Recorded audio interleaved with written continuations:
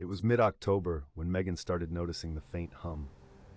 The sound was barely discernible at first, an almost imperceptible bizz that seemed to come from nowhere particular.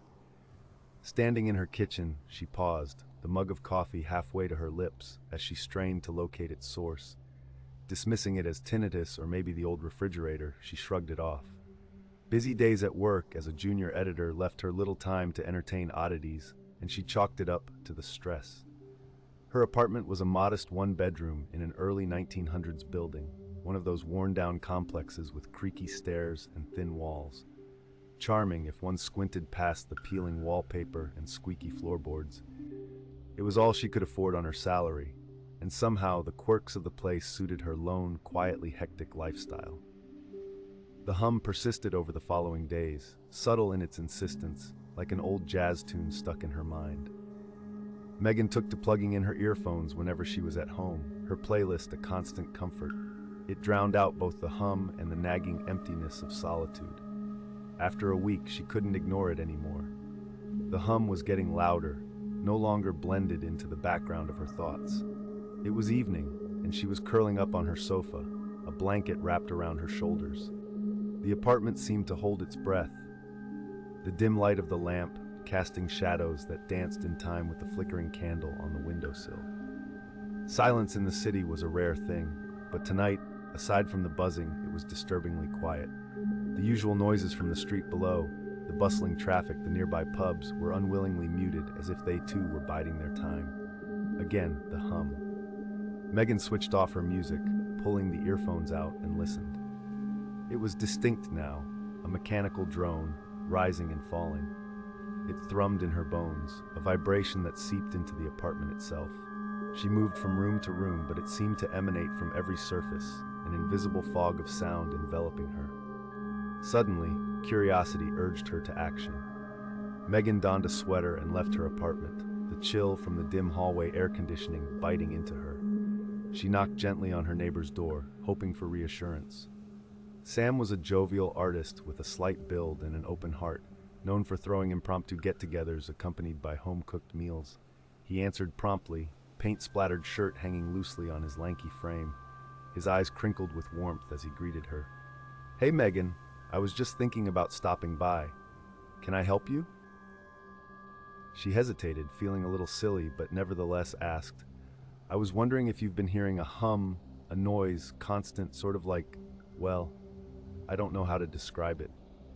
Sam frowned, tilting his head as if he might catch the elusive sound there at her door. After a moment, he shook his head. "Can't say I have. This old place makes some weird noises, though. You've heard the pipes, right? Always some kind of clunk or groan." He laughed softly, infusing the conversation with easy camaraderie. Megan nodded, forcing a smile, but the unease in her stomach coiled tighter. Sam's assurances should have amused her, relieved her even, but that night she lay in bed, eyes wide open in the darkness, listening. The hum was relentless, pulsing. It's as if it leaned in close, whispering secrets in a language she couldn't understand. The following days, her work performance began to suffer.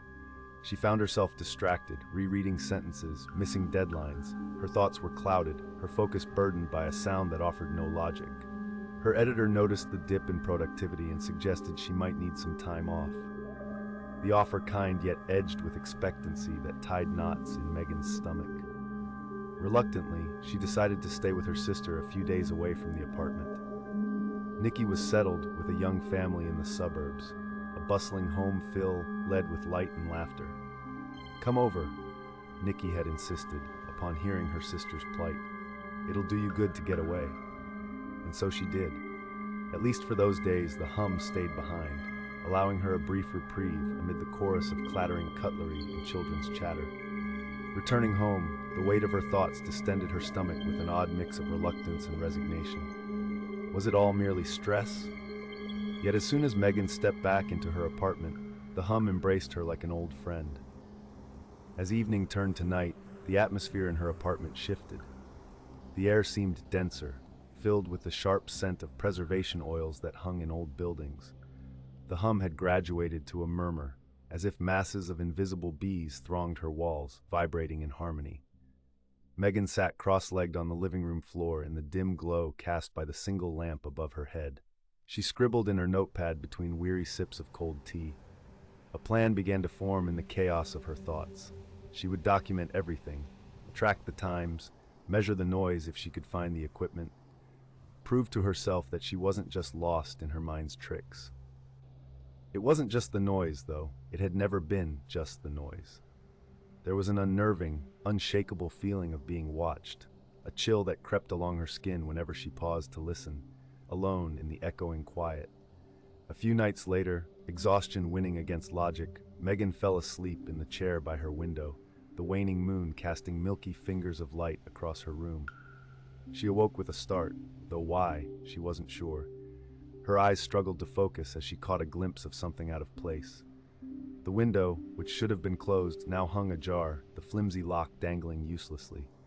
Heart pounding, she rose, her breath shallow, as she searched the apartment. Her rational mind scolded her fear, her instinct refusing to be quelled. No one was there, nothing was amiss, yet she felt it. The undeniable presence of someone, or something, departed yet near. Her skin prickled, a sickly pulsating awareness. She reported her concerns to the landlord the next day, downplaying her growing paranoia to something manageable. The landlord was apologetic but dismissive, attributing it to old building quirks and weather changes. An offer to inspect the windows was half-heartedly made and quickly forgotten. Days unspooled into weeks, the hum no longer an irritation but a companion. Megan's carefully organized life seemed to unravel in the buzzing drone, her friendships strained by distraction, family perplexed.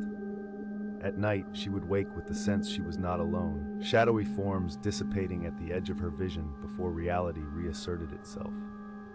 One particularly stormy afternoon, she decided to act. Armed with a friend's borrowed sound meter app on her phone, she moved through the apartment, checking readings in corners and crevices, the device wavering but offering little clarity, its numbers rising and falling without reason. As she descended into the basement, the app began to fluctuate wildly, the numbers spiking as she moved closer to the far wall. The basement was an industrial cave, poorly lit and stacked with discarded furniture and storage boxes. The farther she ventured, the more her skin tingled with anticipation and dread. Oddities flickered in the dim light, a flick of movement, a glint off something metallic, though every air vent and perforation would reveal no rational explanation. Her phone screen flickered ominously before going black, the battery dead despite being charged. Frustration gnawed at her, chasing the edge of panic already lurking. Megan turned to leave, her footfalls echoing in the hollow space. In her haste, she tripped, barely catching herself on a protruding pipe. Clinging there, her hand brushed a dusty inscription embedded in the wall, a name, half visible, immortalized in concrete. She strained to read it, her pulse quickening at the faded, half-erased letters. Without further deliberation, she fled the basement, the oppressive weight of the space pressing on her shoulders until she reached her apartment, the familiar hum a brutal comfort. Exhaustion bore down heavily, coaxing her into dreams clouded with shadowed figures that watched, silent and unyielding. They mocked her efforts, whispering without sound, leaving her thrashing against unseen bonds, the hum growing fevered in her detest. When she awoke, she resolved to leave the apartment for a time. She needed space, a break from the intensity of isolation and insomnia that had chipped pieces from her sanity. She would go for a walk in the park, lose herself among the living, breathing world, if only for a while. Bundling into a haphazard arrangement of coat, scarf, and boots, Megan stepped out onto the slick, rain-dampened streets, the city alive in autumn's embrace. Her path wove its circuitous route to the park, feet splashing through puddles that mirrored gray clouds above. Garretas, mothers with children, and young lovers intermingled among the wandering trees, carelessly disconnected from the burden she could not escape. As she strolled, the hum quieted to a memory, each breath reaching deeper into her lungs. But conscious of time slipping away, gnawing hours that would soon bring her back to the apartment's waiting silence, she acknowledged the weight she could not discard without some resolution. Cantankerous flow of traffic, ceaseless hum of engines, a different hum that teased the edges of her mind. Refreshed and clear-headed, she made her way back, renewed purpose giving motion to a plan-formed thought. Before she returned to the apartment, she stopped by the small electronics shop she remembered existing down the street, purchasing a battery pack and emergency light. She explored methods determined to see clearly what lay hidden in the darkness. Retracing her steps once home, she retrieved her phone, plugging it into the charger. She returned to the basement, where each creak and shudder resolved to silence in whispered ghosts. Juggling the flashlight and her phone needed more coordinated dexterity than anticipated, especially with an overbearing uncertainty tugging at her resolve.